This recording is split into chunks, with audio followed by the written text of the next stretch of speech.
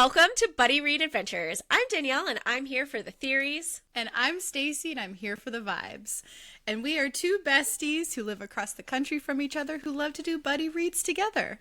We're so glad you're here to join us on this adventure. And don't forget to like and subscribe to join us on our future adventures. But today, we are here to announce our next read for Buddy Read Adventures.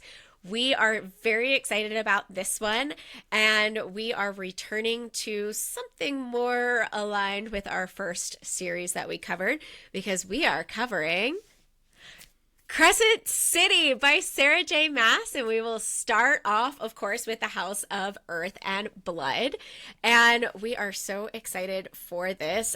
These are big ones, so we're going to be doing this a little bit differently as well, but we are so excited. How and why did we pick this series to do? It was already on my TBR for this summer. I have heard that it's really dense, and you're spending like the first 100 or so pages just trying to figure out who, what, where, when, why is happening. And so I figured I probably needed a little bit more brain capacity to approach this series, and at least for the start. So I decided, well, I'm not working quite as much in the summer. I have a little bit more brain capacity, so I definitely wanted to do it in the summer. So it was kind of already on my plans, and we both love Sarah J. Maas and our experience with her series so far. Yes, and it was on my list as well to read like eventually. And for me, I think the sort of deciding factor was that this would be the one series, Danielle, that you and I could read together from Sarah J. Maas, because we've both read ACOTAR and you have read Throne of Glass. And so I was like, if I want to read this to Danielle, I need to do it this summer. So that was part of what did it for me. And I remember you had actually read the first ACOTAR book before me, and you were like, meh.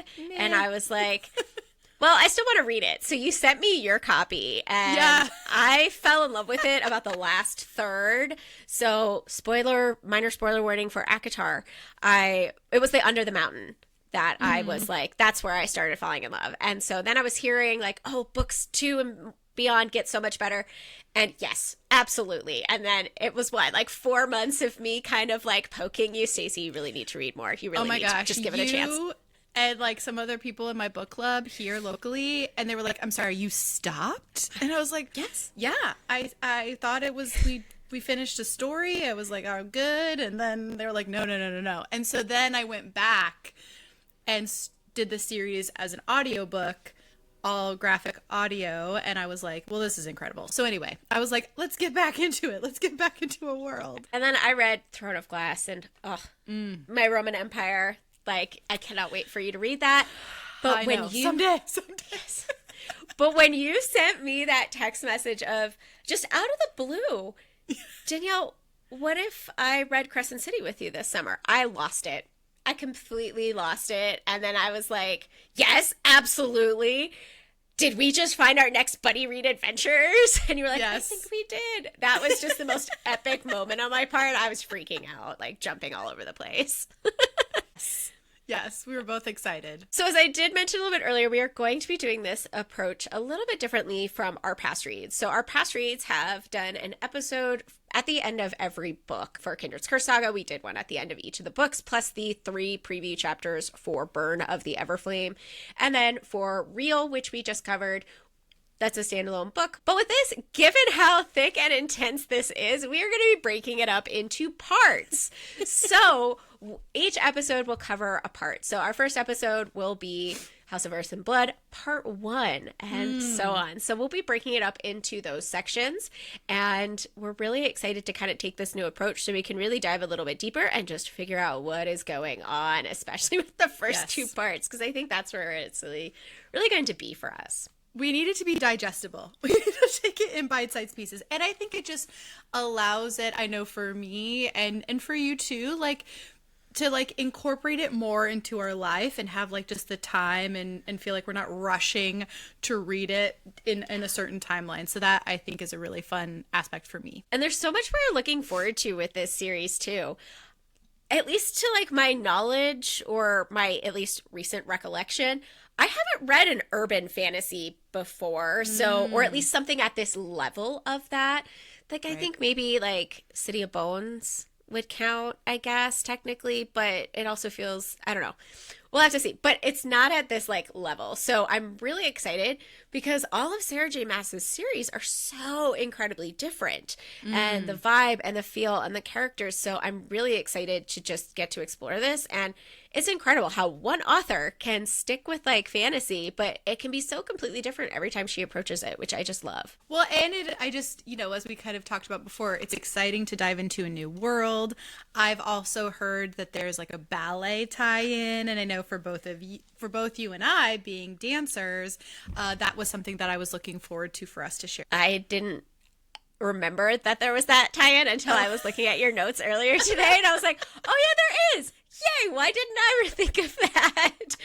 So that was a nice little reminder. Thank you for your reminder. But I did also hear there's ACOTAR tie-ins, which I thought they were also going to be in Throne of Glass, which there's one minor one in the last of each of the books. So of ACOTAR and Throne of Glass, which you haven't read that, so I won't spoil that for you. But it's not really like the tie-ins that, to my understanding, is going to be with ACOTAR and Crescent City. So that is definitely exciting. And then we love Erin from Sparrow and Wild, and Erin loves Jelly Jubilee. So we finally get to figure out Jelly Jubilee. We know, a little bit about her from Erin's designs and her dressing up on New Year's as Jelly. So I think that's just going to be so exciting. I remember that was one of your first things you were excited about. We get to figure out who Jelly Jubilee is.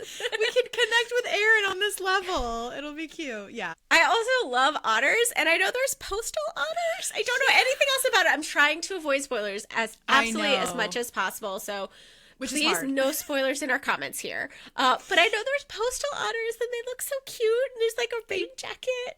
Do look really cute. I know that's the worst when you like try to look up potential like things about the book just to like get excited, and then you're like, oh no, that's a spoiler. Yeah. And it's like, be really careful of your fan art for characters when you're trying to look them up. And that's one of the things I love about like Penn Cole's website with the Kindred's Curse saga is she has fan art, but she's like, hey, by the way, like potential spoilers, be mindful. So I really do appreciate that. Penn Cole's got a great website. Everyone seems to love Bryce Quinlan. So I'm really interested to get to see who this character is and what is so unique and really just draws so many people toward Bryce. And then, of course, Rune Dannon, Crown Prince of the Valdaran Fae. Yes! Whatever that song is after. Really ready for that. I think that's book 2, so I don't think, although I could be totally wrong. So those of you who've read this, who are watching this, you're like, you all know nothing. That's the point. We're going on this journey together. But I'm excited to finally like figure out and like actually like rock out to the little music that comes after it. But Rune Dannon, Crown Prince of Valdaran Fae. Totally, I do like a good acronym. Yes.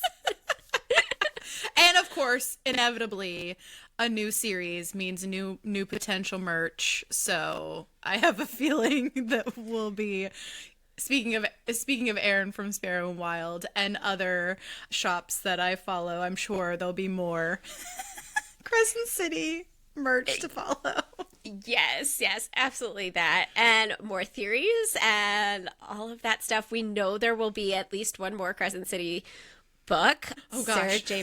Sarah J. Maas has announced a while ago that her next book will be another ACOTAR book, and she has a couple more books in the queue after that, but no idea on release for any of them, what any of the other ones are about. Even with this, for like the next ACOTAR, we don't know anything other than that is the next book. So anxiously awaiting that. So we'll have to come up with lots of thoughts, but I know there will be lots of theories for this, which I'm very excited for. All for you, Danielle.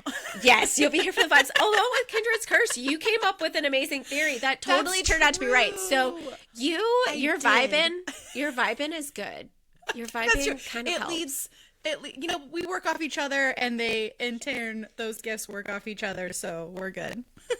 Yes, you make me remind myself I need to be here for the vibes, watch the vibes, listen to the vibes, feel the vibes, and then I'm rubbing off on you where you start to see little nuggets. I'm like, oh, things. Yes. No, but yes, this is going to be so good, and it'll be, I feel like, a good, fun, maybe not a traditional quote-unquote summer read that people often think of, but I'm excited for it. Yes. And of course, we'll be covering all three books that are out Yes. so far. So we will cover the full series. Perhaps after we'll return to like maybe a standalone contemporary romance again. TBD. I think But that's right a now, good potential, like, nice break in between. we're really excited for this one. Hopefully, we'll keep avoiding the spoilers. We were fortunate enough to do that for Kindred's Curse. So hopefully, we'll also be very lucky with this one as we kind of go through because there's lots out there.